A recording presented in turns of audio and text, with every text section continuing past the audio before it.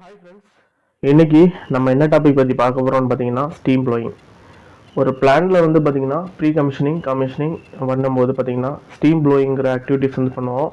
அந்த steam blowing சொல்கிறது என்னங்கிறத டீட்டெயில்டாக நம்ம இந்த வீடியோவில் பார்க்க போகிறோம்.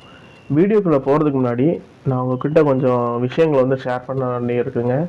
என்னன்னு பார்த்தீங்கன்னா, நம்ம யூடியூப் சேனல் வந்து ஸ்டார்ட் பண்ணி 1 இயர் கம்ப்ளீட் ஆகிடுச்சு. ஏப்ரல் 6th வந்து பார்த்தீங்கன்னா நம்ம சேனல் ஓப்பன் பண்ணி உங்களுக்கு வந்து 1 இயர் கம்ப்ளீட் ஆகிடுச்சு. இது வரைக்கும் எனக்கு சப்போர்ட் பண்ண நம்முடைய வியூவர்ஸ் அண்ட் சப்ஸ்கிரைபர்ஸுக்கு நான் வந்து ரொம்பவே தேங்க்ஸ் சொல்லிக்கிறேன். நீங்கள் வந்து நிறைய மெயில்ஸ் வந்து எனக்கு அனுப்பியிருக்கீங்க, ரெண்டாவது கமெண்ட்ஸும் நீங்கள் பண்ணிகிட்டு இருக்கீங்க. எனக்கு வந்து டைம் இல்லாத காரணத்தினால நான் வந்து உங்களுக்கு வந்து ரீப்ளை தராமல் இருக்கேன். மேக்ஸிமம் இன்னைக்கு அப்படி இல்லைன்னா நாளைக்கு வந்து பார்த்தீங்கன்னா உங்களுக்கு வந்து மேக்ஸிமம் எல்லாத்துக்குமே வந்து ரீப்ளை தந்துடுறேன். ஓகேங்களா? நம்ம சேனல் நீங்கள் இது வரைக்கும் சப்ஸ்கிரைப் பண்ணாமல் பார்த்துட்டு இருந்தீங்கன்னா சப்ஸ்கிரைப் பண்ணுங்கள். பக்கத்தில் இருக்கக்கூடிய பெல் ஐக்கானை கிளிக் பண்ணி ஆளுங்கிற நோட்டிஃபிகேஷனை கிளிக் பண்ணுங்கள். அப்போ தான் நான் போடக்கூடிய வீடியோட நோட்டிஃபிகேஷன்ஸ் எல்லாம் உங்களுக்கு உடனுக்குடன் வரும். ஓகே, வீடியோக்குள்ளே போகலாம்.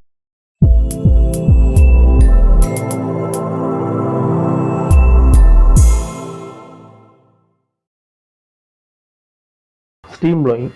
இந்த ஸ்டீம் ப்ளோயிங் சொல்கிறது வந்து என்னென்னு பார்த்தீங்கன்னா, ஒரு ஸ்டீம் சிஸ்டம். இப்போ வந்து பாய்லர் இருக்குது. பாய்லரில் வந்து பார்த்தீங்கன்னா உங்களுக்கு வந்து ப்ராசஸ் ஸ்டீமுக்கு போகும், அப்படி இல்லைன்னா வந்து பார்த்தீங்கன்னா டர்பைனுக்கு போகும். இந்த பாய்லர்லேருந்து வரக்கூடிய ஸ்டீம் வந்து பார்த்தீங்கன்னா ஃபஸ்ட்டு இனிஷியலாக நம்ம கொடுக்கறதுக்கு முன்னாடி அந்த லைனை வந்து ப்ரீ க்ளீனிங் பண்ணுவோம். இந்த க்ளீனிங் பண்ணுறது வந்து பார்த்தீங்கன்னா உங்களுக்கு வந்து நிறைய மெத்தட்ஸ் இருக்குது. அப்போ இதில் வந்து ஸ்டீம் லைனுக்குன்னு சொல்லிட்டு நிறைய மெத்தட் என்னன்னு பார்த்தீங்கன்னா உங்களுக்கு வந்து ஸ்டீம் ப்ளோயிங் தான்.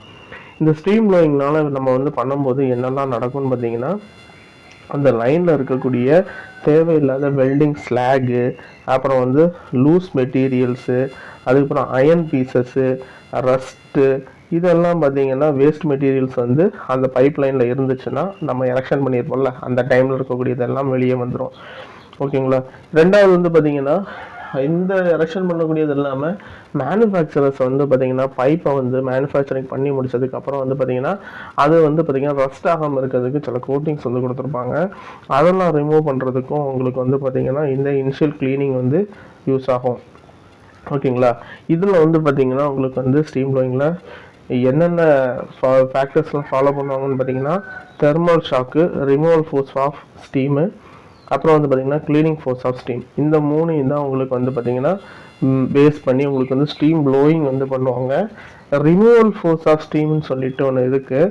அது டீட்டெயில்டாக நம்ம வந்து டெக்னிக்கலாக உள்ளே ரொம்ப கேல்குலேஷன் பர்பஸில் நம்ம உள்ளே போக வேண்டாம்.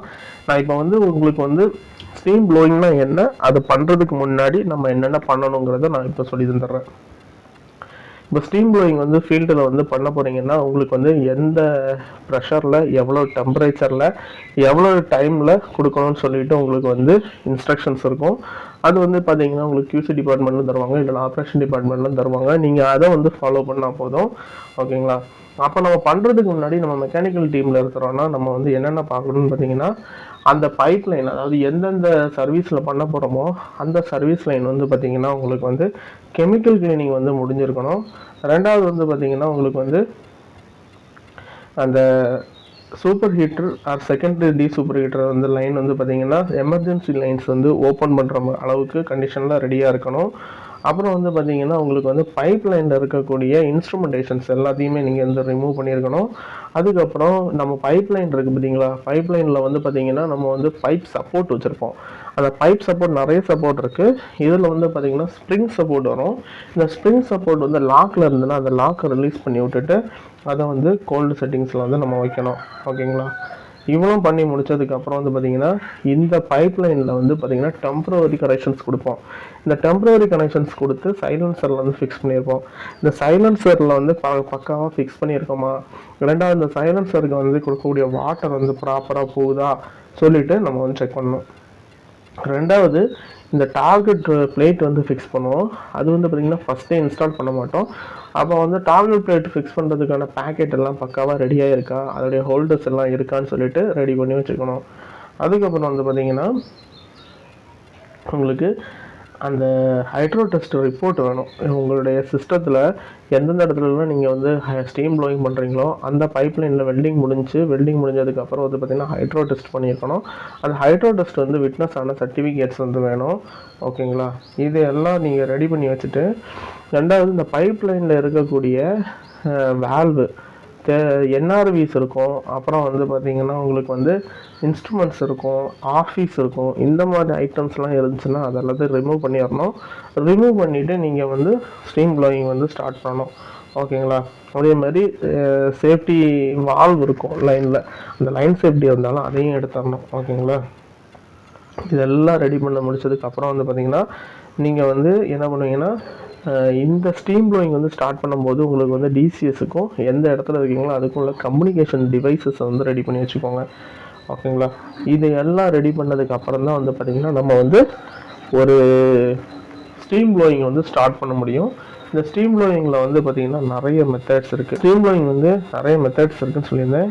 இதை வந்து பொதுவாக வந்து எத்தனை மெத்தட்ஸில் பண்ணுவாங்கன்னு ஸ்டீம் ப்ளோயிங் வந்து பார்த்திங்கன்னா 2 மெத்தடில் பண்ணுவோம். ஒன்று வந்து பார்த்திங்கன்னா பஃபிங் மெத்தடு, இன்னொன்று பார்த்திங்கன்னா கண்டினியூஸ் மெத்தடு. இந்த பஃபிங் மெத்தடுன்னு சொல்கிறது என்னன்னு பார்த்தீங்கன்னா, இப்போ நம்மளுடைய புது ஒரு பிளான்ட்டில் வந்து நம்ம வந்து ஸ்டார்ட் பண்ணுறோம்னு வைங்களேன். அதில் என்ன பண்ணுவோம்னா, புதுசாக பாய்லர் வந்து எரெக்ஷன் பண்ணியிருப்போம். இந்த பாய்லரை வந்து எரெக்ஷன் பண்ணதுக்கப்புறம் வந்து பார்த்திங்கன்னா நம்ம வந்து அல்கலி பாய்லர் பண்ணி கெமிக்கல் கிளீனிங் பண்ணி முடிச்சதுக்கப்புறம் அதோடைய லைனில் வந்து சர்வீஸுக்கு எடுக்க பார்ப்போம். அந்த சர்வீஸுக்கு எடுத்தோன்னா வரக்கூடிய ஸ்டீம்ஸை வந்து என்ன பண்ணுவோம்னா நம்ம வந்து ஸ்டீம் ப்ளோயிங்க்கு வந்து யூஸ் பண்ணுவோம். இந்த ஸ்டீம் ப்ளோயிங்கில் வந்து பஃபிங் மெத்தடில் வந்து பார்த்திங்கன்னா கண்டினியூஸாக உங்களுக்கு வந்து ஸ்டீம் போகாது.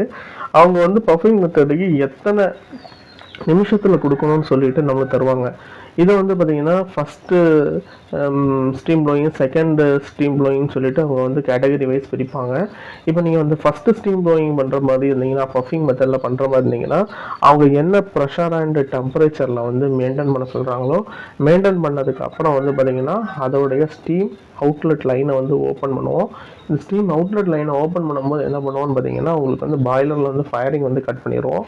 ஃபயரிங் கட் பண்ணிவிட்டு நம்ம டீடியேட்டர் இந்த ஸ்டீம் ட்ரம்மோடைய லெவலை வந்து மெயின்டைன் பண்ணிக்கணும். இதில் வந்து மெயின்டைன் பண்ணிகிட்டு இருப்போம். அதுக்கப்புறம் வந்து பார்த்திங்கன்னா உங்களுக்கு லைனில் வந்து அதோடைய அவுட்லெட் வால்வை வந்து ஃபுல்லாக ஓப்பன் பண்ணுவோம். ஃபுல்லாக ஓப்பன் பண்ணும்போது என்ன ஆகும்னு பார்த்தீங்கன்னா, பாய்லரில் வந்து நம்ம வந்து ஆல்ரெடி ஜென்ரேஷன் பண்ணி வச்சுருக்கக்கூடிய steam, high pressure high temperature steam வந்து பார்த்திங்கன்னா உங்களுக்கு வந்து சடன் இதில் வந்து பார்த்திங்கன்னா அந்த லைனுக்கு வந்து போகும். இந்த லைனில் போகிறதுனால என்ன ஆகும்னு பார்த்திங்கன்னா உங்களுக்கு வந்து தெர்மல் ஸ்ட்ரெஸ் வந்து வரும். இந்த தெர்மல் ஸ்ட்ரெஸ்ஸில் வந்து என்ன ஆகும்னு பார்த்திங்கன்னா பைப் லைனில் இருக்கக்கூடிய இந்த ரஸ்ட்டு, கண்டாமினேஷன்ஸு, லூஸ் பீசஸ்ஸு எல்லாமே வந்து பார்த்திங்கன்னா அடிச்சுட்டு போயிடும். இது வந்து பார்த்திங்கன்னா உங்களுக்கு வந்து எவ்வளோ நேரம் கொடுப்பாங்கன்னு பார்த்திங்கன்னா, இனிஷியல் க்ளீனிங் சொல்லிட்டு ஃபஸ்ட்டு கொடுப்பாங்க. அதில் வந்து பார்த்திங்கன்னா 10 to 20 மினிட்ஸ் வந்து கொடுக்கணும்.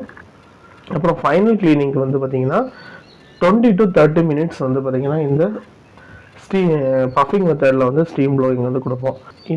இதுதான் வந்து பார்த்திங்கன்னா பஃபிங் மெத்தடு. ரெண்டாவது மெத்தட் வந்து பார்த்திங்கன்னா கண்டினியூஸ் மெத்தட். இந்த கண்டினியூஸ் மெத்தட்னு சொல்கிறது என்னென்னு பார்த்தீங்கன்னா, ஸ்டீமில் வந்து பார்த்திங்கன்னா கண்டினியூஸாக நம்ம வந்து ப்ளோ அவுட் பண்ணுவோம். இது வந்து பார்த்திங்கன்னா உங்களுக்கு வந்து எவ்வளவு ஸ்டீம் கொடுக்கணும், எவ்வளோ pressure and temperature and flow, இந்த 3 வேல்யூமே வந்து நம்மளுக்கு வந்து ஆப்ரேஷன்ஸில் வந்து தந்துடுவாங்க. அவங்க வந்து என்ன பண்ணுவாங்கன்னு பார்த்தீங்கன்னா, அது ரீச் ஆனதுக்கப்புறம் அதோடைய control valve, outlet control valve open பண்ணி உங்களுக்கு வந்து உங்களுடைய எந்தெந்த இடத்துலலாம் ப்ளோ அவுட் பண்ணணுமோ அந்த இடத்துக்கு ஸ்டீம் வந்து வரும். அதில் இருக்கக்கூடிய கண்டாமினேஷன்ஸு, அந்த வெல்டிங் ஸ்டாகு, அப்புறம் லூஸ் மெட்டீரியல்ஸு, இது எல்லாமே பார்த்தீங்கன்னா இந்த ஹை ப்ரெஷர் ஸ்டீமில் வந்து உங்களுக்கு வந்து வெளியே வந்துடும். இது வந்து பார்த்திங்கன்னா பொதுவாக வந்து 6 மணி நேரம், 7 மணி நேரம், 8 மணி நேரம் வரைக்கும் வந்து பார்த்திங்கன்னா உங்களுக்கு வந்து இந்த ஸ்டீம் ப்ளோயிங் வந்து கண்டினியூஸாக போயிட்டுருக்கும். இந்த டைமில் வந்து பாய்லர்ஸை வந்து நம்ம வந்து ஆஃப் பண்ண வேண்டிய தேவையில்லை. ஃபயரிங் வந்து ஆனில் தான் இருக்கும். நம்ம வந்து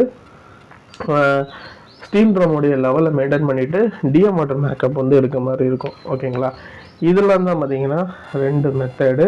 இந்த 2 மெத்தடில் வந்து பார்த்திங்கன்னா உங்களுக்கு வந்து என்ன பண்ணுவோன்னா, ஃபைனல் க்ளீனிங் ஸ்டேஜஸ், அதாவது டார்கெட் பிளேட்டு ஸ்டீம் ப்ளோயிங் சொல்லுவோம். அந்த டார்கெட் பிளேட் ஸ்டீம் ப்ளோயிங் வந்து நம்ம வந்து எப்போ பண்ணுவோம்னு பார்த்தீங்கன்னா, உங்களுக்கு வந்து ஃபஸ்ட்டில் வந்து டார்கெட் பிளேட் ஃபிக்ஸ் பண்ணிவிட்டு ஒரு வாட்டி ப்ளோயிங் அடிப்போம். அப்புறம் வந்து 6th, 9th, 12th பார்த்தீங்களா? ஓகேங்களா? 6, 9, 12 இதில் வந்து பார்த்திங்கன்னா டார்கெட் பிளேட் வந்து ஃபிக்ஸ் பண்ணுவோம். டார்கெட் பிளேட் ஃபிக்ஸ் பண்ணிவிட்டு அதில் வந்து பார்த்திங்கன்னா நம்ம வந்து இம்பர்ஷன் வந்து எவ்வளோ வருதுன்னு சொல்லிட்டு நம்ம வந்து செக் பண்ணுவோம். ஓகேங்களா, இதில் வந்து நம்மளுக்கு அவங்க கொடுத்துற அக்செப்டபிள் கிரைட்டீரியா வந்ததுக்கு அப்புறம் தான் நம்ம வந்து ஸ்டீம் ப்ளோயிங் வந்து ஸ்டாப் பண்ண முடியும். இதுதான் continuous method and puffing method. இப்போ இந்த ரெண்டு மெத்தட்லையும் என்னென்ன டிஃப்ரென்ஸு, என்னென்ன பண்ணுவோம்னு சொல்லிட்டு பார்க்கலாம். இது வந்து பார்த்தீங்கன்னா puffing method and continuous method. Puffing மெத்தடில் வந்து என்னென்னு பார்த்தீங்கன்னா ஸ்டீம் ப்ளோயிங் வந்து கம்ப்ளீட் ஆகிறதுக்கு வந்து அதிக நாட்கள் வந்து எடுக்கும். ஆனால் இதே இது கண்டினியூஸ் மெத்தடில் பண்ணிங்கன்னா கம்மியான நாட்கள் கொடுத்தா போதும். பஃபிங் மெத்தடில் வந்து சின்ன சின்ன சிஸ்டத்தில் கொடுக்குறதுக்கு நீங்கள் வந்து டெம்பரரி பைப்லைன்ஸு, ஹேங்கர்ஸு எல்லாமே கொடுக்கணும். ஏன்னா ஹை வெலாசிட்டியில் வந்து உங்களுக்கு வந்து ஸ்டீம் வந்து ஓப்பன் பண்ணுவீங்க. அந்த டைமில் என்ன ஆகும்னு பார்த்தீங்கன்னா அதை விஸ்டன் பண்ணுறதுக்காக வேண்டி சப்போர்ட்ஸ் எல்லாமே, ஹேங்கர் எல்லாமே பக்காவாக கொடுக்க வேண்டியிருக்கும். கண்டினியூஸ் ப்ளோ டவுனில் வந்து அப்படி கிடையாது. கண்டினியூஸ் ஸ்டீம் ப்ளோயிங்கில் வந்து அப்படி கிடையாது. இதில் வந்து கண்டினியூஸாக போயிட்டு இருக்கிறதுனால உங்களுக்கு வந்து நார்மல் லோடு தான் உங்களுக்கு வந்து ஆக்ட் ஆகும். ஓகேங்களா, ரெண்டாவது வந்து பார்த்தீங்கன்னா க்ளீன்னஸ். இப்போ நம்ம பஃபிங் மெத்தடில் க்ளீன் பண்ணும்போது அதோடைய இது வந்து கண்டினியூஸ் மெத்தடோட அதோடைய பர்ஃபார்மன்ஸ் வந்து அதிகம். கண்டினியூஸ் மெத்தட் வந்து பஃபிங் மெத்தடோட கொஞ்சம் கம்மியாக தான் இருக்கும் க்ளீனிங் இது. ரெண்டாவது தெர்மல் ஷாக் வந்து பார்த்தீங்கன்னா உங்களுக்கு வந்து தெர்மல் ஷாக்னால உங்களுக்கு க்ளீன் ஆகிறது வந்து பார்த்தீங்கன்னா உங்களுக்கு பஃபிங் மெத்தடு. அதுக்கப்புறம் இதில் வந்து என்ன ஆகுனா நம்ம பஃபிங் மெத்தடில் வந்து தெர்மல் ஸ்ட்ரெஸ் வந்து அதிகமாக வந்து உங்களுக்கு பைப்பிங் மெட்டீரியல்ஸில் வந்து வரும். கண்டினியூஸ் மெத்தடில் அந்த மாதிரி வராது. ரெண்டாவது இது இப்போ லைட்டிங் சிஸ்டம், அதாவது நம்ம வந்து பாய்லர் வந்து ஆஃப் பண்ணி ஆன் பண்ணுறது வந்து பார்த்திங்கன்னா அதிகமாக வந்து பஃபிங் மெத்தடில் பண்ணுவோம். கண்டினியூஸ் மெத்தடில் வந்து இந்த லைட்டப் வந்து பார்த்திங்கன்னா உங்களுக்கு வந்து ஒன்ஸ் பண்ணால் போதும். நம்ம ஸ்டீம் ப்ளோயிங் எப்போ முடிகிறோமோ அது அந்த டைமில் நம்ம வந்து ஆஃப் பண்ணால் போதும். அப்புறம் வந்து பார்த்திங்கன்னா உங்களுக்கு வந்து இந்த சிஸ்டம் ஸ்டீம் ப்ளோயிங் வந்து முடிஞ்சதுக்கப்புறம் வந்து சிஸ்டம் நார்மலைஸ் ஆகிறதுக்கு வந்து பார்த்திங்கன்னா பஃபிங் மெத்தடில் டைம் வந்து அதிகமாகும். இதில் வந்து பார்த்திங்கன்னா கண்டினியூஸ் மெத்தடில் வந்து ப்ளோயிங் முடிஞ்சதுக்கப்புறம் சிஸ்டம் நார்மலைஸ் பண்ணுறது வந்து ஈஸியாக பண்ணிடலாம். ரெண்டாவது சைலன்சர் வந்து பார்த்திங்கன்னா உங்களுக்கு வந்து பஃபிங் மெத்தடில் வைக்கணுங்கிற அவசியம் இல்லை. ஏன்னா வந்து ஓப்பனில் வந்து சடனாக வந்து போயிடும். இது கண்டினியூஸ் மெத்தடில் வந்து கம்பல்சரி நீங்கள் வந்து சைலன்சர் வந்து ஃபிக்ஸ் பண்ணியே ஆகணும். அதில் வந்து வாட்டர் வந்து ப்ராப்பராக போயிட்டுருக்குதான்னு சொல்லிட்டு செக் பண்ணணும். ஓகேங்களா, இதெல்லாம் தான். அதுக்கப்புறம் வந்து பார்த்திங்கன்னா இந்த டார்கெட் பிளேட்டை பற்றி சொல்லியிருந்தேன்ல, இந்த டார்கெட் பிளேட் வந்து எப்படி வைப்போம்னு பார்த்தீங்கன்னா இந்த எண்ட் ஆஃப் த ஸ்டீம் ப்ளோயிங்கில் வந்து ஸ்டீம் ப்ளோயிங் லைனில் வந்து பார்த்திங்கன்னா நம்ம வந்து சைலன்சர் வந்து ஃபிக்ஸ் பண்ணியிருப்போம். அந்த சைலன்சரில் இருந்து ஒரு 3 மீட்டருக்கு முன்னாடி வந்து பார்த்திங்கன்னா நம்ம என்ன பண்ணியிருப்போம்னா அதில் வந்து நம்மளுடைய டார்கெட் பிளேட்டை வந்து ஃபிக்ஸ் பண்ணுவோம். இந்த டார்கெட் பிளேட் வந்து ஃபிக்ஸ் பண்ணுறதுக்கு வந்து டார்கெட் பிளேட்டு ஹோல்டர் இருக்கும்.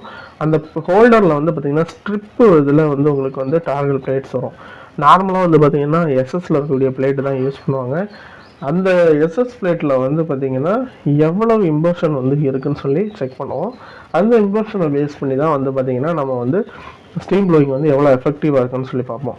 இதில் இம்பர்ஷன் வந்து பார்த்திங்கன்னா ஒவ்வொரு ஃபஸ்ட்டு இதில் வந்து பார்த்திங்கன்னா உங்களுக்கு வந்து 0.8 mm மேலே வந்து அதோடைய டெப்த் வந்து இருக்கக்கூடாது. இப்போ ஸ்டீம் வந்து ப்ளோ அவுட் பண்ணுறீங்க, அதில் வரக்கூடிய பார்ட்டிகல்ஸ்னால அந்த டார்கெட் பிளேட்டில் வந்து ஸ்ட்ரைக் ஆகும்போது அதில் ஒரு இம்பர்ஷன் வரும். அது ஒரு டாட் மாதிரி வரும். அந்த டாட்டோடைய டயமீட்டர் இருக்குது பார்த்தீங்களா, அது வந்து பார்த்திங்கன்னா 0.8 mm மேலே இருக்கக்கூடாது. இது நம்ம கண்டினியூஸாக பண்ணிகிட்டு இருக்கும்போது அந்த இம்பர்ஷனுடைய டயமீட்டர்ஸ் வந்து கம்மியாகும். அது வந்து 0.4 வந்துச்சுன்னா maximum 1000 metre square 1000 mm² target plate சர்ஃபேஸில் வந்து பார்த்திங்கன்னா 2 டாட் வந்து அலோடு. அது எப்படின்னா 0.4 mm. ரெண்டாவது 0.2 mm இருந்துச்சுன்னு வைங்களேன், அந்த டயமீட்டர் இருந்துச்சுன்னா உங்களுக்கு வந்து 1000 mm² டார்கெட் பிளேட்டில் வந்து ஸ்கொயர் ஏரியாவில் வந்து பார்த்திங்கன்னா 10 இம்பர்ஷன் வந்து அலோடு. ஓகேங்களா, ரெண்டாவது வந்து பார்த்திங்கன்னா 0.2 mm வந்து பார்த்திங்கன்னா உங்களுக்கு வந்து வராத அளவுக்கு நீங்கள் வந்து நீட்டாக பண்ணியிருந்தீங்கன்னா உங்களுக்கு வந்து இந்த உங்களுடைய ஸ்டீம் வந்து ரொம்பவே எஃபெக்டிவாக இருக்குதுன்னு சொல்லலாம். ஓகேங்களா, டார்கெட் பிளேட்டோடைய இது வந்து நான் என்ன சொல்லியிருந்தேன், அக்செப்டபிள் க்ரைட்டீரியா வந்து பார்த்திங்கன்னா 0.8 mm டயமீட்டரை விட அதிகமாக இருக்கக்கூடாது. 1000 mm² டார்கெட் பிளேட் சர்ஃபேஸில் வந்து பார்த்திங்கன்னா 2 இம்பர்ஷன் தான் இருக்கணும். அதோட டயமீட்டர் வந்து பார்த்திங்கன்னா 0.4 mm இருக்கணும். இதே இது பார்த்திங்கன்னா 1000 mm² டார்கெட் பிளேட் சர்ஃபேஸில் வந்து 0.2 டயமீட்டரில் வந்து இம்பர்ஷன் இருந்துச்சுன்னா அது வந்து பார்த்திங்கன்னா 10 கவுண்ட் வரைக்கும் உங்களுக்கு வந்து அலோடபிள் கொடுத்துருக்காங்க. ரெண்டாவது மேக்ஸிமம் வந்து பார்த்திங்கன்னா 0.2 mm விட உங்களுக்கு வந்து கம்மியாக இருக்கணும். அப்படி இருந்துச்சுன்னு வைங்களேன், அவங்களுடைய ஸ்டீம் ப்ளோயிங் வந்து எஃபெக்டிவ் வந்து ரொம்பவே அதிகமாக இருக்குன்னு சொல்லலாம். இதில் தான் வந்து பார்த்திங்கன்னா ஒரு ஸ்டீம் ப்ளோயிங் வந்து பண்ணும்போது நம்ம வந்து பார்க்க வேண்டியது, ரெண்டாவது அதில் தேவையான இது அதோடைய மெத்தட்ஸு, டார்கெட் பீரியட் எங்கே ஃபிக்ஸ் பண்ணுவோம், அது எல்லாமே நான் வந்து டீட்டெயிலாக சொல்லியிருக்கிறேன். இது வந்து நம்மளுடைய வியூவர்ஸ் வந்து ஒருத்தர் வந்து கேட்டிருந்தாரு, ஸ்டீம் ப்ளோயிங்னா என்ன, அது என்னென்ன மெத்தட்ஸில் பண்ணுவாங்கன்னு சொல்லிட்டு இந்த வீடியோ ஸ்டார்ட் பண்ணும்போது சொல்லியிருந்தேன். இதில் வந்து கொஞ்சம் கால்குலேஷன்ஸ் வரும்னு சொல்லிட்டு, அந்த கால்குலேஷன்ஸில் வந்து பார்த்திங்கன்னா நம்ம தியரிட்டிக்கலாக நம்ம பண்ணும்போது இதெல்லாம் பார்ப்போம். கால்குலேஷன் வந்து ஆப்ரேஷன் தான் மேக்ஸிமம் தேவைப்படும். ரெண்டாவது டர்பைன் மேனுஃபேக்சரரே உங்களுக்கு வந்து தந்துடுவாங்க. இருந்தாலும் உங்களுக்கு வேண்டி நான் என்ன பண்ணுறேன்னு பார்த்தீங்கன்னா, அந்த கால்குலேஷன் ரிமூவல் ஃபோர் ஸ்டீம்னு சொல்லிட்டு ஒரு கால்குலேஷன் இருக்குது. அந்த கால்குலேஷனை வந்து பார்த்திங்கன்னா இதில் நான் கொடுத்துருக்குறேன். தேவைப்படக்கூடியவங்க பார்த்துக்கோங்க, ஓகேங்களா. இது வந்து ஸ்டாண்டர்டுங்க. அதேமாதிரி நம்மளுடைய வீடியோஸில் வந்து நிறைய இடத்துல வந்து நம்ம வேல்யூஸ் யூஸ் பண்ணுறோம். அந்த வேல்யூஸ் வந்து எப்படி வந்துச்சுன்னு தெரியாமல் நிறைய பேர் கேட்டுட்ருக்கீங்க. இது எப்படின்னு பார்த்தீங்கன்னா, நம்ம எடுக்கக்கூடிய ஃபார்முலாஸ் எல்லாமே வந்து பார்த்திங்கன்னா ஏஎஸ்டிஎம் அது ஏஎஸ்எம்இயோட ஸ்டாண்டர்ட்ஸ்லேருந்து நம்ம எடுப்போம். அப்போ அந்த ஸ்டாண்டர்ட்ஸில் வந்து அவங்க வந்து என்னென்ன கான்ஸ்டன்ட் வேல்யூ கொடுத்துருக்காங்களோ அதை தான் நம்ம யூஸ் பண்ணுறோம், ஓகேங்களா. இது வந்து உங்களுடைய இதுக்காக வேண்டி நான் சொல்கிறேன். ஓகே ஃப்ரெண்ட்ஸ், இந்த வீடியோ வந்து உங்களுக்கு பிடிச்சிருந்துச்சுன்னா லைக் பண்ணுங்கள், ஷேர் பண்ணுங்கள், கமெண்ட் பண்ணுங்கள். நம்முடைய சேனல் நீங்கள் சப்ஸ்கிரைப் பண்ணாமல் பார்த்துருந்தீங்கன்னா சப்ஸ்கிரைப் பண்ணுங்கள். வேறொரு வீடியோவில் நான் வந்து உங்களை சந்திக்கிறேன். தேங்க்யூ.